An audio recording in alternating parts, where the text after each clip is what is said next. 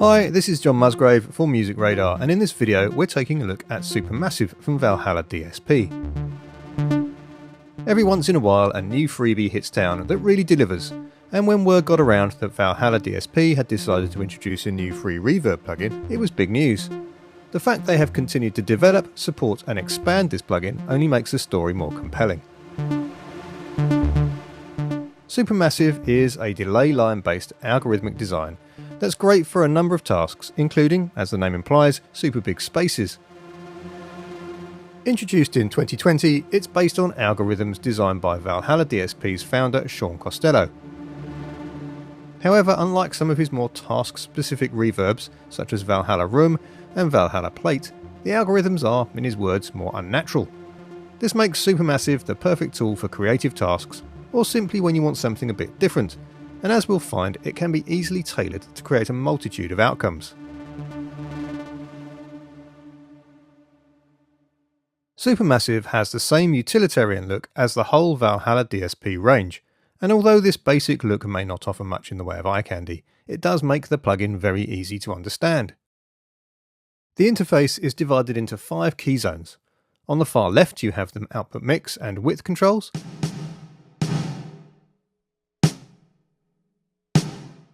And the width also includes a negative option which flips the left and right outputs. On the far right are the output high and low cut filters, which are gentle 6 dB per octave designs with overlapping frequency ranges.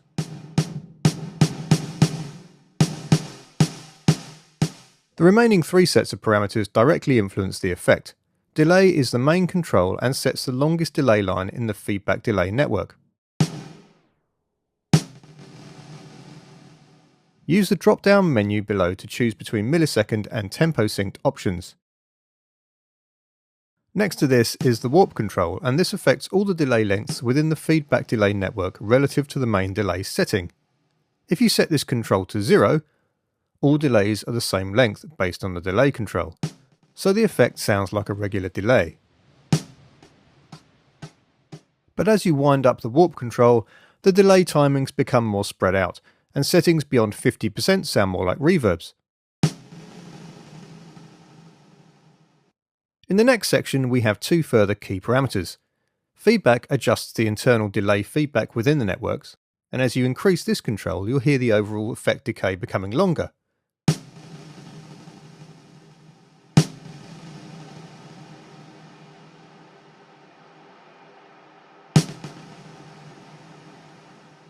Meanwhile, density affects the delay blending. Finally, you have a modulation section.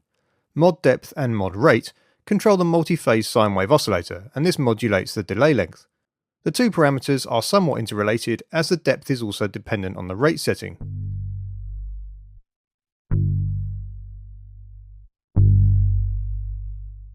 That's the basics. And as you can see, the simple controls actually deliver a lot of tweaking flexibility. However, this is only the tip of the iceberg, as the real magic is in the modes.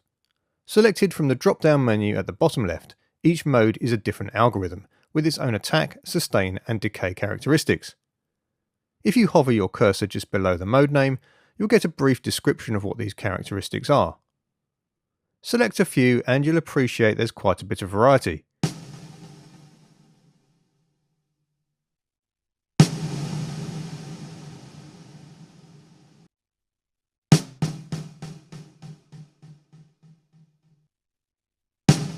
To get a feel for the breadth of sound Supermassive has to offer, it's worth spinning through the presets. These are organised into categories that reflect its key capabilities, namely echoes, modulations, reverbs and special effects. You've also got folders for each update dedicated to the new modes added, and these expand the options across all 4 categories.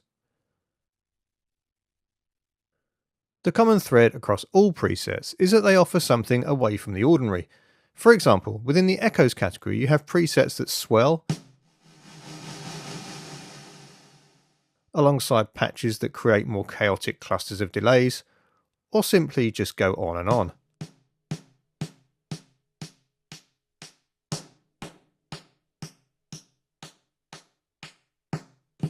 Meanwhile, in the reverbs category, delay-heavy sounds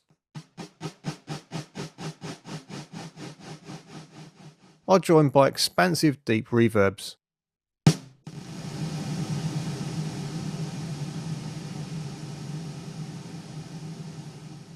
The sound effects folder takes these concepts to the extreme with some highly transformative or weird options.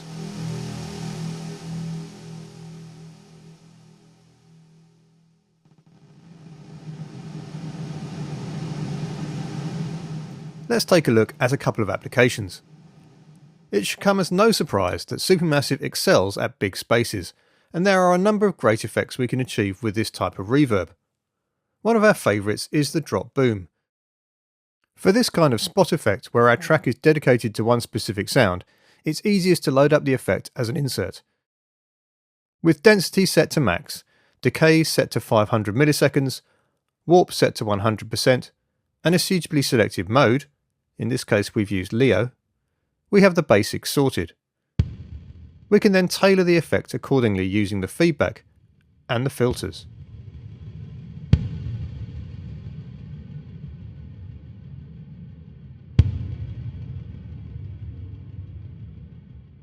Using reverb to create textures, beds and drone effects is a classic technique, and Supermassive is the perfect tool. To get started, load up a regular pad or string sound and bypass any additional processing such as delay or reverb. Launch a fresh instance of Supermassive as an insert and select your favoured mode. We've chosen Pleiades. Set the warp setting to about a half.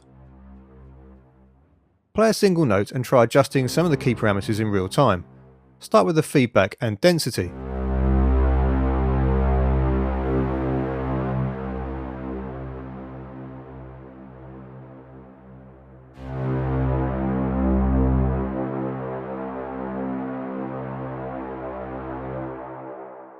Finally, for a bit more flavour, and this is something you may want to automate with your DAW, try making small changes to the warp and delay controls in real time. This introduces temporary pitch changes to the effect, creating a more organic feel.